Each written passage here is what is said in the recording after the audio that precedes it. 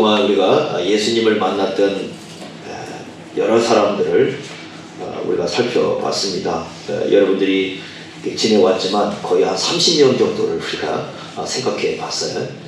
오늘부터 좀 내용을 좀 달리 해가지고 예수님의 질문, 그러니까 예수님께서 예수님을 찾아왔던 사람들에게 많은 질문을 했는데 그 질문을 한번 우리에게 적용해 보면서 예수님의 질문이 주는 그 의미, 또 우리가 어떻게 대답을 해야 되는지 그런 내용들을 좀 생각해 보도록 하겠습니다. 스탠 거슬이라는 분이 예수님의 질문에 대한 연구를 했는데 사복음서하고 사도행전에 예수님의 질문이 한 300개 정도 된다고 합니다. 그러니까 예수님은 많은 질문을 했습니다. 질문은 사람들로 하여금 생각하게 합니다. 예수님 믿고 따르는데 좀 생각하면서 따르라. 예수님의 말씀 의도는 그겁니다. 생각하면서, 너의 생각을 하면서 따르라. 남의 생각으로 치우놓지 말고 너의 생각을 좀 끄집어내어서 생각을 하면서 그렇게 예수님을 따르라. 이게 예수님의 질문입니다. 예수님의 질문 앞에서 우리는 답을 한번 해보셔야 됩니다. 어떤 내용으로 답을 할지 한번 그런 내용들을 생각해 보겠습니다. 여러분, 구약을 보면 구약에서도 하나님께서 질문을 참 많이 하셔요. 그러니까 질문할 때가 많습니다. 대표적인 두 개를 한번 생각해 보겠는데, 요나서 여러분 기억하시죠? 요나서 그 4장 1절에 보면 하나님께서 하시는 일에 대해서 이렇게 기록을 해놨습니다. 요나가 매우 싫어하고 성내었다. 니느웨 사람들이 회개를 하니까 하나님께서 진노를 거두시고 심판을 행하지 않습니다. 그러니까 이 요나가 화가 나는 거예요. 하나님께서 하신 일에 대해서. 내가 심판한다고 해놨다가 그 사람들이 회개를 하니까 심판을 행하지 않습니다. 화가 나는 겁니다. 하나님이 하시는 일에 대해서. 그래서 막 성을 내고 화를 내고 하나님에 대해서 싫어하는데, 심지어 뭐라고까지 하냐면 자기 생명을 거두어 달라고 막 깨를 씁니다. 사는 것보다 죽는 게 낫다고. 하나님 내 생명 거두어 가달라고 막 이렇게까지. 아니, 다른 사람이 회개하는데 자기 생명 거두어 달라고 할 때까지 그렇게까지 때를 쓰는 사람이 막 그 요나 선지자일 거예요. 그렇게 하나님께 때를 씁니다. 그때 하나님께서 질문을 하십니다. 요나서 4장 4절에 뭐라고 하냐면, 네가 성내는 것이 옳으냐? 이렇게 물어보셔요. 네가 성내는 게 몰라? 너 생각 좀 해봐. 아니, 지금 너 성내고 있는데 그 성내는 게 옳은 거야? 그거 맞는 거야? 지금 네가 여기 성을 낼 때야? 이렇게 물어보셔요. 그러니까 이 생각 없이 성을 내고 있는 거죠. 깊은 생각 없이 성을 내고 있으니까 하나님께서 물어봅니다. 아니, 지금 네가 그거 성내야 할지야? 그거 지금 옳은 거야? 이렇게 물어보시는 거죠. 그러니까 한번 여러분 가끔 생각해 보세요. 화날 때, 성날 때 내가 지금 성 내야 되는 게 맞아? 한번 생각해 보세요. 근데 성을 내지 말아야 할 때에서 성 내는 경우도 가끔 있어요. 사람들이. 그죠? 화를 내는데 화낼 자리가 아닌데 화를 내는 사람들이 있어요. 물어보는 것도 괜찮습니다. 그러니까 요나에게 하나님께서 그렇게 질문하셔요. 그러니까 화낸다고 오는 게 아니고, 지금 성내는 게 오는 게 아니고 생각 좀 하고 성을 내라는 말입니다. 그냥 성내지 말고. 또 하나 두 번째 좀 생각해 볼 수 있는 게 욥 기억하십니까? 욥이 이제 큰 고난이 오니까 뭐라고 얘기하냐면, 하나님 직접 나와 좀 대면 좀 하시죠. 하나님 그렇게 가만히 하나님 아무 말씀도 안 하시잖아요. 아무 말씀도 안 하시고 계시니까 하나님 좀 직접 대면 좀 합시다. 하나님께서 내가 도대체 뭐가 그렇게 잘못했길래 내가 이런 고난을 당해야 됩니까? 나와 좀 대면해서 대화 좀 합시다. 욥이 이제 그렇게 얘기하거든요. 하나님 계속 침묵하고 계시다가 이제 하나님께서 이 폭풍우 가운데 딱 말씀을 시작을 하십니다. 그래서 나타나시는데, 욥기 38장 3절에 이렇게 말씀합니다. 하나님께서 나타나셔서 너는 대장부처럼 허리를 묶고 내가 내게 묻는 것을 대답하라. 이 말씀, 허리를 묶는다는 건 무슨 어떤 의미냐면, 이 군인들이 전쟁터에 나가기 전에 이 허리를 먼저 이렇게 딱 묶잖아요. 그 표현이거든요. 이 말이 무슨 뜻이냐면, 지금부터 하나님께서 하신 말씀입니다. 내가 질문을 시작할 텐데 너 단단히 무장을 해서 나서라, 이 말입니다. 너 지금부터 내가 질문을 쏟아 부을 텐데 이 질문에 대해서 네가 답을 할 수 있는지 단단히 너 마음을 좀 무장하고 나서 보아라. 이렇게 얘기를 합니다. 첫 질문이 뭐였습니까? 욥기 38장 4절에 보면 이렇게 말씀합니다. 내가 땅에 기초를 놓을 때 네가 어디 있었느냐 이렇게 물어봐요. 있지도 않았죠. 땅에 기초를 놓는다면 세상을 창조할 때 아닙니까? 세상 창조할 때 욥이 있지도 않았고 세상 창조할 때 욥이 하나도 보태준 거 없거든요. 그러니까 하나님께 하신 말씀입니다. 내가 세상에 땅을 창조할 때 너 어디 있었느냐? 욥이 뭔 말을 하겠어요? 자기 있지도 않은 얘기를 했다고. 하나님의 질문이 좀 이상하죠? 그런데 그런 질문을 계속 쏟아붓습니다. 그러니까 이런 질문이에요. 핵심은 두 가지인데, 첫째는 뭐냐면 욥아, 네가 하나님 창조를 아냐? 여러분, 지금 우리가요, 이 지금 사람들이 뭐 하나님이 세상을 창조했네, 진화되었네, 뭐 여러 가지 얘기하지 않습니까? 사실 이거 우리가 알고 하는 소리입니까? 뭘 얼마만큼 알고 하는 소리입니까? 아니, 하나님 창조할 현장에 있지도 않았고 보지도 않은 사람들이 뭐 진화를 얘기하고 뭐 그런 거 해서 뭘 어쩌겠다는 겁니까? 그러니까 무지한 짓을 하는 거죠, 무지한. 그러니까 누구도 증명해주지 않는 얘기들을 막 쏟아하고 있는 거죠. 그러니까 욥에게 나타나 하신 말씀, 욥아, 네 하나님 창조 알아? 네가? 모르죠. 또 물어봅니다. 두 번째 큰 질문이 이겁니다. 쭉 하시다가 욥아, 네가 하나님 섭리를 알아? 여러분 압니까? 하나님 섭리? 우리가 하나님 섭리를 공부하지만 하나님 섭리를 압니까? 우리? 모르죠. 우리 현장 드러나는 일도 잘 모릅니다. 코로나가 왜 왔는지, 전염병이 왜 왔는지, 여러분 이 감염병이라고 이런 것이 이 지구상에 이렇게 번졌을 때는 그냥 오는 게 아니에요. 분명히 하나님의 어떤 뜻이 있고 어떤 뭐 생각이 있으니까 온 거란 말이에요. 그런데 우리가 아는가? 몰라요. 수많은 이론들이 쏟아지지만 어느 게 정답인지 우리 모릅니다. 너무 많습니다, 그런 것이. 그러니까 창조도 어렵지만 섭리도 사실 우리가 이해하기가 어려워요. 그런데 그런 우리가 하나님께서 누군가에서 고난을 받았다고 해서 그 고난에 대해서 뭐 이것 때문에 고난이 왔네, 저것 때문에 왔네, 막 왈가불 막 서로 하지 않습니까? 그게 너희들 생각이지 하나님의 생각이 그런 건지 너희들이 어찌 아냐, 그걸 하나님께서 묻는 거거든요. 그래서 생각하도록 하는 겁니다. 도대체 너희들이 사는 세상 속에서 너희들이 아는 게 뭐가 얼마나 있다고 이러쿵저러쿵 하나님에 대해서 함부로 얘기하느냐, 이 말씀을 지금 하고 있는 거거든요. 생각하라는 겁니다. 생각하라는 거. 그러니까 하나님에 대해서 얘기하기 전에, 세상에 대해서 얘기하기 전에, 어떤 답을 내리기 전에 생각 좀 하고 살아라 하는 게 하나님 말씀이에요. 여러분, 그래서 하나님께서 막 폭탄같이 막 계속 그걸 따발총이라고 하지 않습니까? 따발총처럼 계속 욥에게 질문을 하거든요. 뭐 저거 알아? 이거 알아? 이거 알아? 악어 알아?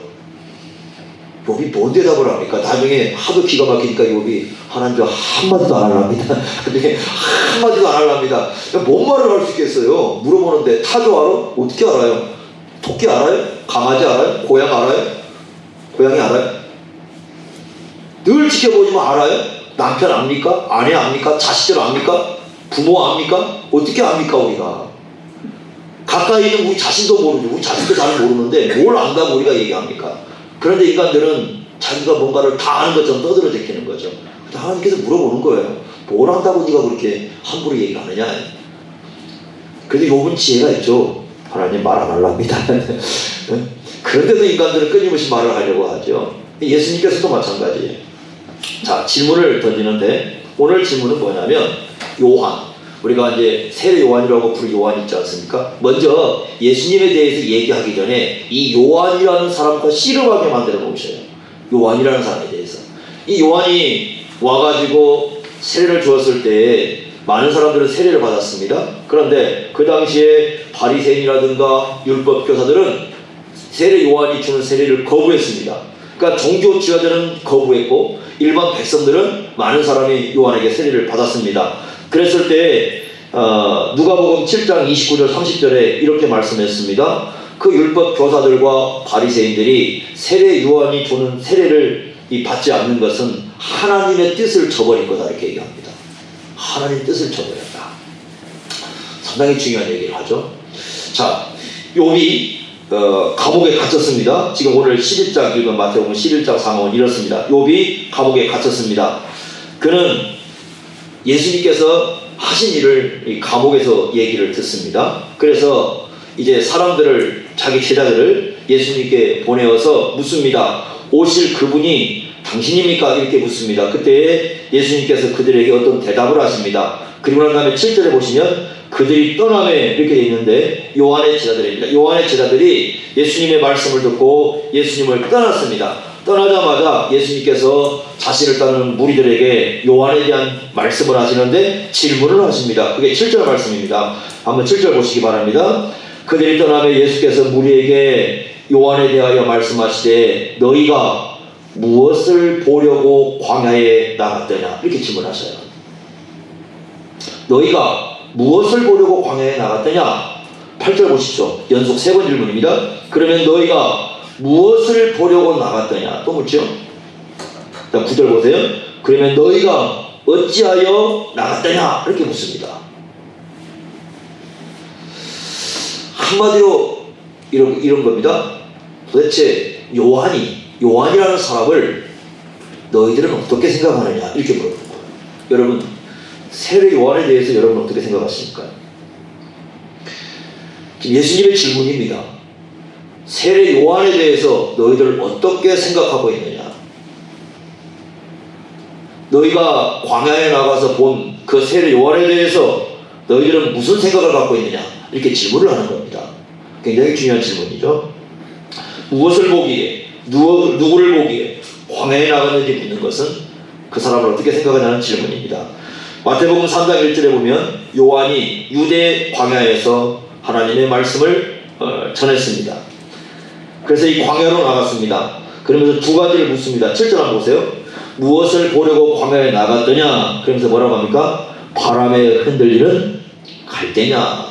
우리나라에도 옛날에 이렇게 마음이 요리 갔다 하는 사람을 뭐라고 불러요?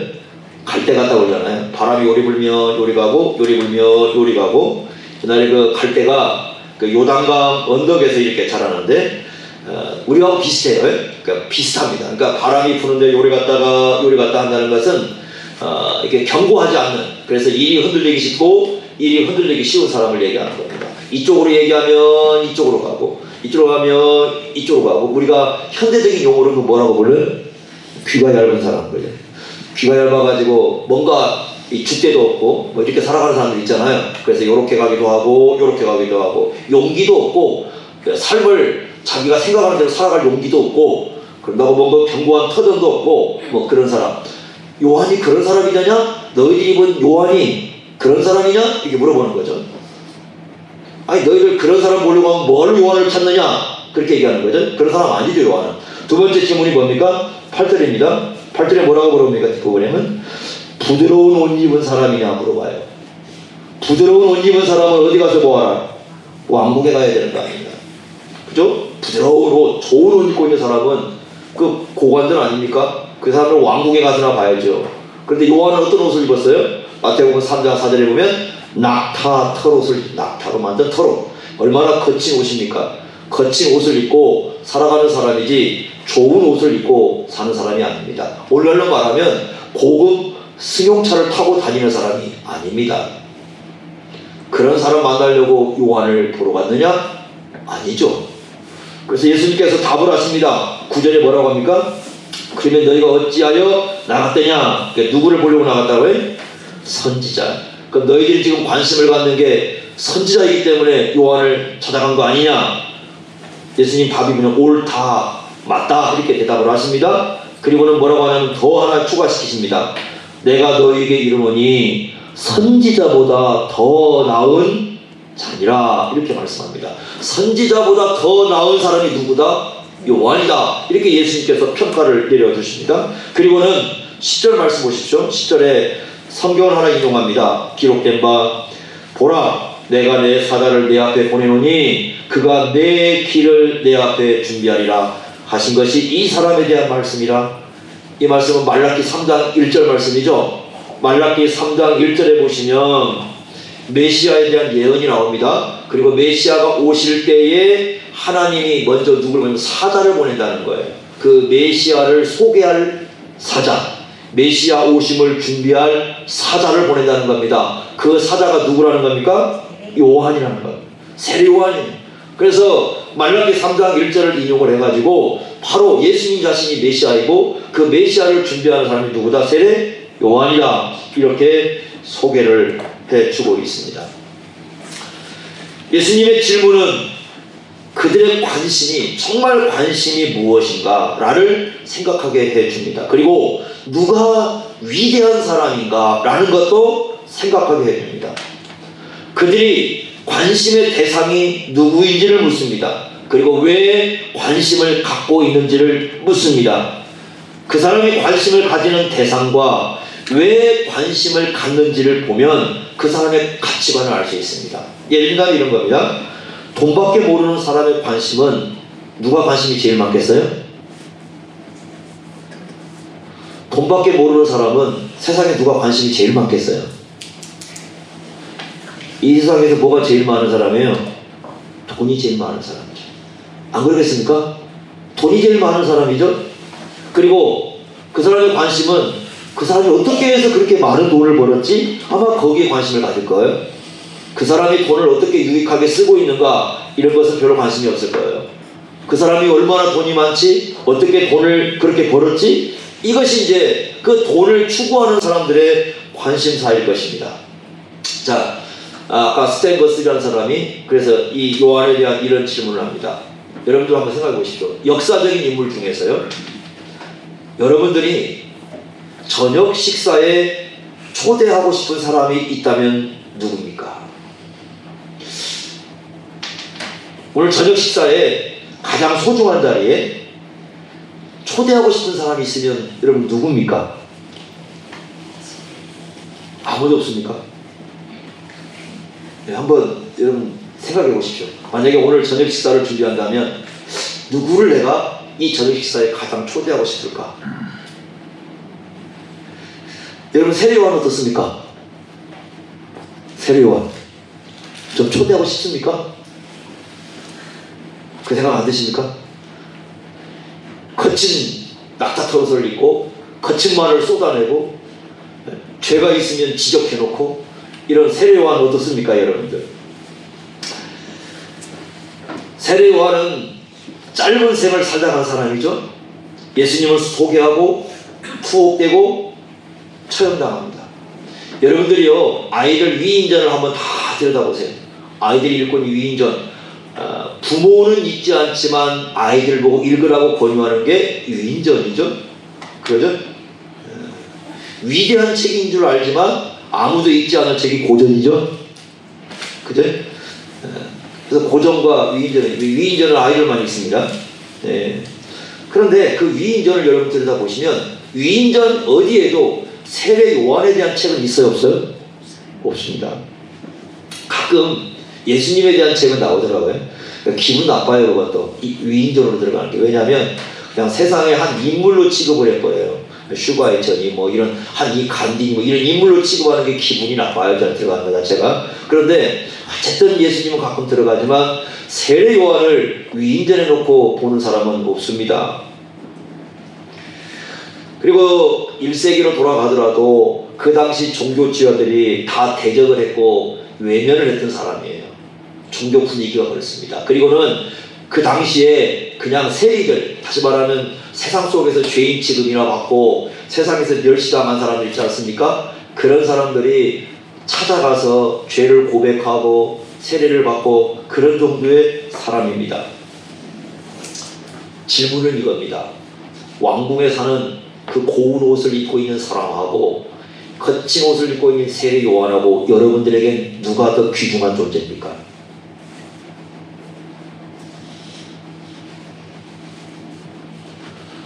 왕궁에 이 좋은 옷을 입고 있는 그 고관이 여기 한 사람이 있고 정말 이 거친 옷을 입고 있는 세례 요한이 여기에 있을 때 둘 중에 여러분은 누구를 더 선호하고 누구를 더 위대하게 보고 누구를 더 여러분의 저녁 식사에 초대하겠습니까? 그게 예수님의 질문입니다. 세례 요한은 그 아버지가 제사장입니다. 스가랴라는 제사장이죠. 그리고 그 어머니도 이 아론가의 딸입니다. 그러니까 제사장 집안이죠. 우리가 잘 알고 있는 엘리사벳입니다. 누가복음 1장에 이 두 아버지와 어머니 얘기가 등장을 합니다. 제사장 집안의 아들이었습니다. 그런데 많은 분들이 아마 이 부모가 일찍 죽었을 것으로 추정을 하고 있습니다. 언제 죽었는지 나오진 않지만 세례 요한의 모습을 보면 일찍 죽었을 것이라고 얘기를 합니다. 예수님과는 친족 관계도 됩니다. 이 요한이 세례를 줬기 때문에 세례 요한이라고 부릅니다.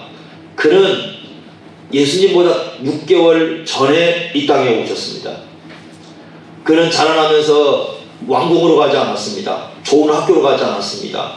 그는 랍비 교육도 받지 않았습니다. 그가 간 곳은 빈들입니다. 광야로 갑니다. 그는 자라나면서 광야로 가서 생활합니다. 누가복음 1장 80절에 그는 자라나면서 광야로 갔다고 얘기를 합니다. 그러다가 조용히 광야에서 계속적으로 지내다가 예수님께서 공생애를 시작하자 먼저 역사 속에 등장을 해가지고 사람들로 하여금 회개하라고 외치고 천국이 가까이 왔다고 외쳤습니다. 마태복음 3장 5절에 보면 많은 사람들이 찾아와서 요한에게 죄를 자복하고 요단강에서 세례를 받았다고 얘기합니다. 그는 낙타 털옷을 입고 있을 뿐만 아니라 그의 주된 음식은 메뚜기하고 석청이었습니다. 그걸 먹으면서 얘기합니다. 그리고 예수님이 오셨을 때 세상 죄를 지고 가는 하나님의 어린 양이라고 소개를 합니다. 그 당시에 세례 요한이 있었던 그 지역 구역에 분봉왕 헤롯 안디바가 동생의 아내 헤로디아를 아내로 취한 것을 놓고 과감하게 책망을 합니다. 잘못됐다고, 동생의 아내를 취한 것은 잘못됐다고 과감하게 정치가를 향해서 도전장을 내밀었습니다. 그래서 투옥되었습니다. 그는 권력과 타협하지 않는 사람이었습니다. 이 헤로디아가 오히려 더 세례 요한을 미워했어요. 헤롯이 생일 잔치가 되었을 때에 헤로디아는 그 생일 잔칫날 요한의 목을 요구합니다. 그래서 헤롯의 생일 잔칫날 세례 요한은 죽임을 당합니다. 이때의 나이가 30살이 간 넘을 때의 나이입니다. 예수님과의 관계가 어떻게 생각해 볼지 모르겠지만 세례 요한이 33살은 넘기지 않았을 겁니다. 이런 세례 요한이 여러분 어떻게 생각하십니까? 인물로 생각되는 대단한 분일까요? 과연 우리가 위대한 하나님의 사람으로 부를 수 있을까요? 아니, 너무도 짧은 생애를 별로 할 일도 없이 예수님 하나 소개하다가 가버린 사람 아니에요? 근데 예수님은 뭐라고 말씀하냐면 이렇게 말씀합니다. 여자가 낳은 자 중에 이 사람보다 더 위대한 사람은 없다고 얘기하시거든요. 우리들도 그렇게 보일까요, 이런 사람? 나폴레옹이나 알렉산더처럼 칼을 들고 총을 들고 세상을 정복하고 어떤 위대한 걸 넘어서야 위대한 인물로 평가되는 세상 속에 세례 요한 같은 사람들이 어떻게 인물로 평가될 수 있을까요? 자, 예수님으로 한번 가보겠습니다. 예수님은 어떻습니까? 예수님은 정말 가난한 집안에 태어나셔가지고, 그렇지 않습니까? 하나의 저쪽에, 그것도 다른 지역에 가서 제대로 누울 곳 없는 곳에서 누우셨던 분 아니십니까? 사생애 동안 잠잠히 계시다가 공생애 3년 동안 나타나셔가지고 하나님 나라 일을 한다고 하시고 말씀 전한다고 하시고 제자들을 데리고 다니는데 제자들도 똑똑하니 공부한 사람 같지는 않고 저 바닷가에 가서 물고기 잡는 사람 데리다가 제자 삼는다고 데려다 오고, 그렇지 않겠어요? 저 제사장이나 아니면 저쪽에 가서 그 대제사장들 그들이 있을 때는 가서 과감하게 책망이나 하시고, 그리고 보니까 별로 예수님 주변에 똑똑한 사람은 없는데 그런 사람들을 데리고 하나님 나라 운동하고 이 마을 저 마을 다니고 계시는 예수님 말씀대로 머리둘 곳 하나 없습니다. 승용차 한 대 굴리지 않아요. 옛날에 승용차는 낙타를 타고 다녀야 되는데 낙타 한 마리 없다니까요. 집 한 채 없어요. 예수님 머리둘 곳 하나 없어요. 그리고 맨 주변에 보니까 세상에서 버림받은 사람들입니다. 창녀들, 세리들, 죄인 취급받는 사람들, 그런 사람들 있잖아요. 사람 취급도 안 하는 사람들, 그런 사람들을 예수님이 찾아가셔서 같이 식사를 하고 그들과 대화를 나누십니다. 그리고는 마지막에는 그 로마에서 가장 끔찍하다고 하는 십자가 처형에 예수님이 돌아가시지 않습니까? 여러분, 그분 어떻습니까? 그분은 인물이십니까? 그분도 여러분들 저녁 식사에 초대하고 싶습니까? 그분과 함께 만나서 대화를 나누고 싶습니까? 이것이요, 바로 예수님이 던지는 질문입니다. 질문의 핵심입니다. 우리가 예수님 믿는다고 하지만 정말 예수님을 우리의 저녁 식사에 초대하고 싶은 분인가 하는 것은 또 다른 문제가 될 수 있습니다. 예수님이 지상생에 계셨을 때에 사람들이 예수님을 볼 수 있었습니다. 예수님의 음성을 친히 들을 수 있었어요. 그는 사람들이 만질 수 있는 분이셨습니다. 예수님은 실제로 사람들과 모여서 식사를 하셨어요. 사람들은 예수님의 표정을 볼 수 있었습니다. 많은 사람들이 예수님을 인간적인 관점에서만 알았어요. 많은 사람들이 예수님이 뭔가를 하려고 할 때 이렇게 얘기합니다. 예수님이 좀 더 위대한 일을 좀 하려고 하시면 이렇게 얘기합니다. 아, 요셉의 아들 아니야? 저 변변치 않는 저 요셉의 아들 아니야? 때로는 이렇게 얘기합니다. 아, 그 마리아의 아들 아니야? 마리아의 아들이라는 것은 좀 예수님을 비아냥거리는 얘기가 있어요. 비아냥거립니다. 성령으로 잉태된 그 사건을 놓고 얘기하는 거예요. 알지 못하니까. 아니, 결혼도 하지 않은 상태에서 임신한 여자 아니야? 이런 뜻이에요. 때로는 이렇게 얘기합니다. 아, 우리하고 똑같은 사람들이야. 그 형제들이 우리하고 같이 있는데 우리 동네에서 같이 자라는 사람 아니야? 이렇게 얘기합니다. 그것은 빌라도도 그렇게 볼 수 있는 가능성이 있어요. 그냥 예수님 만난 사람 그렇게 해요. 예수님 만난 사람들은 그렇게 봤어요. 대부분의 예수님을 보았던 사람들은, 대부분의 예수님을 만났던 사람들은 그냥 그런 정도예요. 저 요셉 아들 아니야? 저 마리아의 아들 아니야? 그냥 우리와 같이 한 동네에서 자라났던 사람 아니야? 인물 아니라는 거죠. 대단한 사람 아니라는 거죠. 그렇게 뭐 탁월한 분은 아니라는 거죠. 자기들이 만났을 때 예수님 그렇게 되어 있습니다. 그래서 뭐라고 되어 있습니까? 이사야 53장에 보면 흠모할 만한 게 없다는 거예요. 예수님에게 흠모할 만한 게 없어요. 거기 그렇게 되어 있잖아요. 흠모할 만한 게 아무것도 없어요. 고운 손? 여러분, 예수님 손이 어떻게 생겼을 것 같습니까? 저는요, 글쎄요, 뭐 이렇게 사진 같은 데 보면 예수님의 막 얼굴에 막 이렇게 딱 그려지고 아우라가 나오고, 저는 그 막 손이 고운 손을 잡고 뭐 이렇게 사람하고 그런 것 같지 않아요? 왜 그러냐면 이사야 53장에 보면 이렇게 되어 있습니다. 고운 모양도 없어요. 손은 아마 돌을 만지고 나무를 만지면서 투박했을 겁니다. 머리는 단정되는 게 아니라 때로는 흐트러져서 그렇게 있었을 거예요. 예수님 모습 속에 아우라가 나는 게 아니라요, 그 많은 삶의 고난이 그 속에 얼굴에 배어 있었을 겁니다. 어떤 분이 그런 얘기를 해요. 예? 어떤 목사님들 지나가니까 막 아우라, 이단들 그러잖아요. 막 아우라가 탁 나가지고 막 보기만 해도 막 눈물이 난대요. 그런 사람들이 예수님 만났더라면 예수님 아마 거들떠보지도 않았을 것 같아요. 왜요? 예수님은 그런 아우라 나온 적이 없습니다. 고운 모양도 없고요, 흠모할 만한 풍채도 아니래요. 그렇게 돼 있지 않습니까?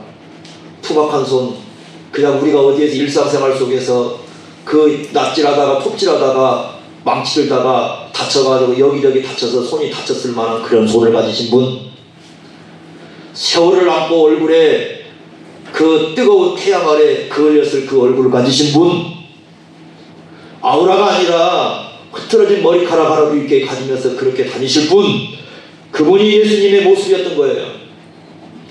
그래서 사람들은 함부로 대했고, 사람들은 함부로 말했고, 사람들은 그분에 대해서 존중하지 않았습니다. 그런데요, 믿음으로 예수님을 본 사람들이 생긴 거예요. 믿음으로. 이게 중요한 거죠. 여러분, 예수님 당시에 만났던 사람이라고 해서 봤다고 해서 믿음이 생긴 게 아니라 믿음으로, 그 본 중에 예수님을 만난 그 사람들 중에서 믿음으로 본 사람이 생기는 겁니다. 그래서 요한 1서에 이 말씀을 합니다. 요한 1서 1장 1절과 2절에 보면 믿음으로 본 사람들의 얘기가 등장을 합니다. 우리가 들었어, 이렇게 얘기해요. 우리가 들었다. 그분 목소리 실제로 들었다는 겁니다. 우리가 실제로 예수님 모습 봤다는 겁니다. 자기가 예수님 손으로 만졌다는 겁니다. 함께 예수님과 식사하고 함께 예수님 표정 보고 웃고 떠들고 같이 했던 그 사람들입니다.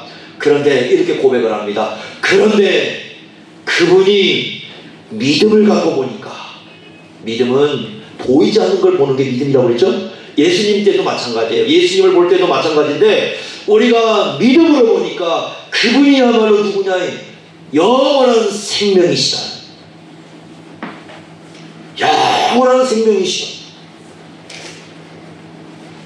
그냥 사람들은 한 유대인, 갈릴리 사람, 요셉의 아들, 마리아의 아들, 그들과 같은 사람 정도로 그렇게 되어 있지만 그 믿음으로 보는 게 아니에요. 예수님을 만나면 다 그렇게 봤어요.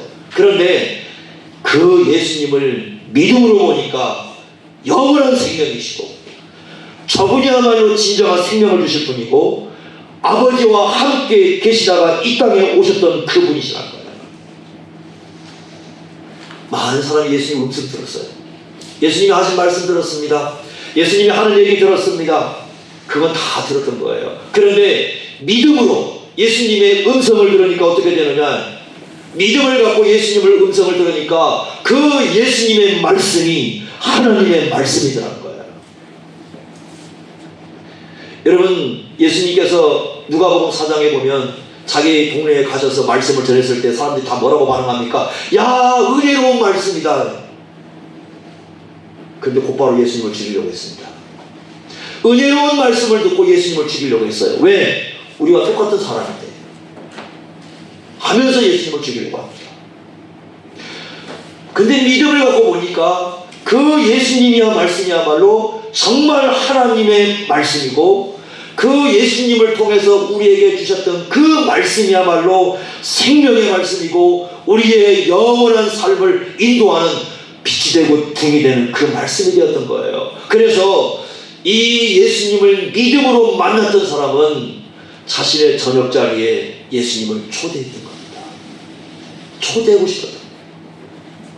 예수님의 입술에서 들려오는 말씀은 하나님의 말씀이었고 예수님께서 그렇게 보였던 흠모할 만한 없는 그 모습을 가지고 이 땅에 오셨지만 저분이야말로 저 흠모할 만한 없는 저 몸으로 십자가에 죽으시면서 우리를 위해서 피를 쏟으시면서 우리를 죄와 사망에서 건져내실 분이라는 믿음이 그들에게 있었던 거예요. 그래서 그 예수님이 소중해졌고 그 예수님이 귀해졌던 것입니다. 이렇게 예수님을 알았던 사람은 예수님을 가장 식사에 초대하고 싶을 뿐만 아니라 이제는 예수님을 떠나서는 자기가 살 수 없다는 신앙 고백을 합니다. 내가 예수님 없이는 살아갈 수가 없어. 믿음으로 예수님을 만나니까 이제 저분 없이는 내가 인생을 살아갈 수 없어요. 저분이야말로 내 인생의 가장 삶의 중심에 계셔야 할 분이야. 이런 신앙 고백을 하는 겁니다. 여러분, 그래서 우리가 예수님을 믿고 따르는 거 아닙니까? 예수님의 질문은 그것입니다. 자, 이제 우리로 현실적으로 가봅시다. 이제 사도 바울은 이런 예수님을 만나고 나서 사람들을 보는 관점이 달라졌습니다. 여러분 어떻게 생각하십니까? 세상에서 아무 힘도 없어요. 세상에서 가진 게 없어요. 세상에서 드러낼 수 있는 게 없어요. 세상에서 아름다운 용모도 없어요. 그런데 남이 보지 않는 자리에서 아무도 인정하지 않는 자리에서 조용한 시간에 와서 무릎을 꿇고 기도하는 그 한 사람이 있다면 여러분 뭐라고 평가하시겠습니까?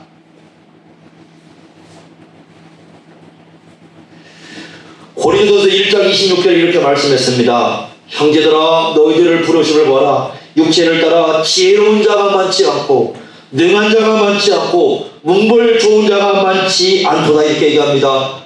그러나 고린도서 1장 2절에 이렇게 말씀합니다. 그렇지만 그 세상에서 볼 때 지혜롭지 못하지만, 세상에서 볼 때 능력이 없지만, 세상에서 볼 때 학력이 좋지 않지만 예수를 믿는, 예수님을 주님으로 고백하는 성도요, 하나님의 교회가 아닌가, 십자가에 못 박힌 그 예수 그리스도를 믿는 사람이 아닌가. 그럴 때 그 사람이야말로 나의 형제라, 이렇게 얘기합니다. 저 사람들이야말로 나의 형제요. 세상에서 지혜 좋고 문벌 좋고 세상에서 능력 있고 그 사람이 나의 형제가 아니라 아무도 거들떠보지 않는 이름도 없이 살아가는 저 예수를 십자가를 믿고 모여있는 저 사람들이야말로 나의 소중한 형제라고 바울은 고백합니다. 저 사람들이 나와 한 몸이라고 고백을 합니다.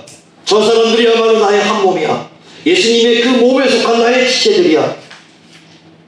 저들이야말로 내가 함께 웃을 수 있는 사람이고 저들이야말로 내가 함께 울 수 있는 사람들이야. 바울은 이런 고백을 합니다. 여러분 어떻습니까? 우리가 그런 고백을 할 수 있느냐는 겁니다. 세상에서 영광스러운 자리에 있는 사람, 세상에서 화려하게 성공한 사람, 세상에서 누군가에서 인정을 받는 사람, 세상에서 뛰어난 사람, 그런 사람이 아니라 이름도 없이 빛도 없지만 정말 예수님의 말씀을 따라서 저 구석구석 남이 인정하지 않는 그곳에서 하나님의 말씀대로 예수님의 사랑을 실천하는 그 한 사람이 있을 때에 그 사람이야말로 진정한 나의 형제요, 그 사람이야말로 진정한 나의 지체요, 그 사람이야말로 내가 소중히 여길 사람이라는 그런 마음이 우리 속에 존재하는 말입니다. 그걸 예수님이 믿고 있는 겁니다. 여러분 왜 이 예배 자리에 와 있습니까? 돈이 많은 사람 만나려면 사업가에게 가야 돼요. 그렇지 않습니까? 병을 고친 사람 만나려면 의사한테 가야죠. 학벌 좋은 사람 만나려면 교수한테 가야죠. 그런데 왜 저나 여러분들은 그곳에 가지 않고 이 자리에 모였습니까? 예수 그리스도의 몸된 지체들이 소중하고 그 사람들이 흠모하지 않았던 그분, 죽여야 했다고 했던 그분, 세상에서 아무나 하나 가진 것이 없는 세상에 투박한 삶으로 사셨던 그분이 우리의 주님이라는, 우리가 사랑해야 할 분이라는 것을 우리가 고백하기 때문에 예배 현장에 오는 거 아니겠습니까? 그게 믿음이라는 겁니다. 믿음은 그렇게 우리에게 오는 겁니다. 믿음은 그렇게 오는 거예요. 예수님을 진정으로 사랑하는 사람들은 그래서 고운 옷을 입은 그 왕궁에 있는 사람들보다도요, 거친 옷을 입고 있지만 내가 예수를 믿겠다고 신앙 고백하는 그 사람을 더 소중히 여겼던 것입니다. 나에게 함께 먹어야 할 그 이 소중한 저녁 식사 자리가 있다면 그곳에 초대하고 싶은 사람들은 저 높은 자리에 앉으신 분들이 아니라 이름도 없이 빛도 없이 이 땅에서 예수님 때문에 살아가는 그 소중한 삶을 살아가는 그 한 사람이 있다면 그분을 우리의 식사 자리에 초대하고 싶은 거예요.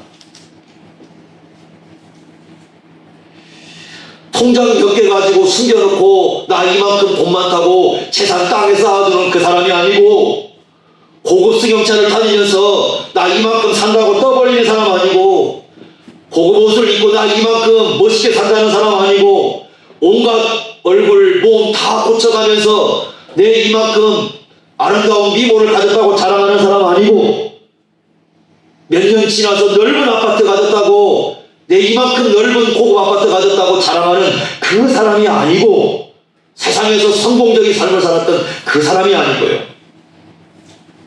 비록 얼마 받지 않았지만 하나님의 선물임을 깨닫고 그것을 가지고 아무것도 없는 시 있는 그 사람을 향해서 소중하게 섬기는 삶을 그 한 사람, 살아가는 사람, 고운 손을 가진 사람이 아니라 투박한 손이지만 그 손을 가지고 누군가에게 따뜻한 마음을 내비칠 수 있는 그런 사람, 그 사람이 더 위대하게 보이는 사람이 예수를 사랑하는 사람들이라는 말입니다. 그 사람들이, 그게 교회입니다. 어느 순간에 교회가 그걸 잃어버렸어요. 그 소중함을 잃어버렸어요. 예수님의 질문 앞에 우리는 다시 한번 서봐야 돼요. 왜 너희들은 요한을 찾고 있는가? 요한이 너희들에게 어떤 사람인가? 결국 그것은 예수님이 어떤 분인가를 똑같은 질문을 하는 겁니다. 그분은 우리에게 어떤 분인가? 교회는 어떤 것이, 우리에게 어떤 존재인가? 여러분, 우리가 질문해야 할 내용 아니겠습니까? 지금 한국교회가 잃어버리고 있는 게 그겁니다. 어느 순간에 우리는 다 고급화가 되어버렸어요. 그래서 교회도 어느 순간에는 이 귀족층처럼 다 변해버렸어요. 그러다 보니 정말 소중하고 정말 귀중한 것을 바라볼 수 있는 눈을 갖지 못하는 거예요. 그리고 내가 어떻게 살아야 정말 하나님 앞에서 고귀한 삶인지, 어떻게 살아야 예수님 앞에서 주님을 따라 사는 삶인지, 우리 주님께서 소중하게 손을 잡아줄 수 있는 그런 삶인지를 잃어버렸어요. 여러분, 주님께서 이 자리에 오신다면 누구의 손을 잡아주겠습니까? 주님께서 우리를 찾아오신다면 어디를 향해서 가시겠어요? 누구를 찾아오셔서 이 지상에 만약에 가졌던 손, 그거 가졌다면 그 투박한 손을 누구에게 내밀고 그 사람의 등을 두드려 주시겠습니까?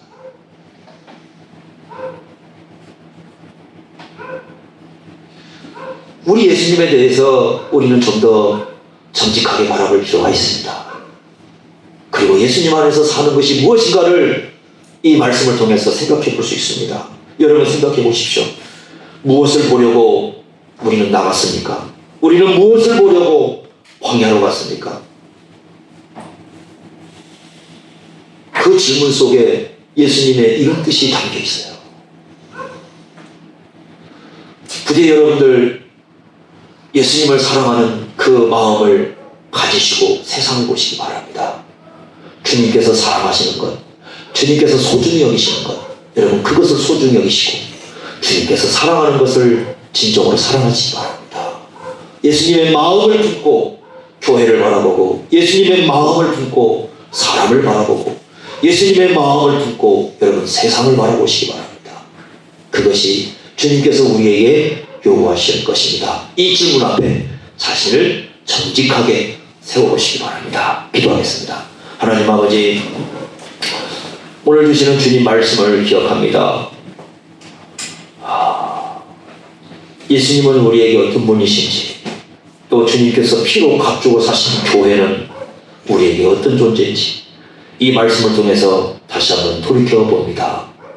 세례요한은 어떤 존재인지, 성경에서 있는 이 수많은 인물들이 우리에게 어떤 의미로서 존재하는지 다시 한번 말씀을 통해서 깊이 생각해 보기를 원합니다. 주님 앞에서 우리가 정직하게 우리 자신의 모습을 바라보면서 참으로 예수님을 사랑합니다 라고 고백할 수 있는 믿음과 신앙이 될 수 있도록 저희들을 인도하여 주옵소서. 우리의 심령 속에서 예수님의 마음을 품을 수 있도록 저희들을 붙잡아 주옵소서. 예수님의 이름으로 기도하옵나이다.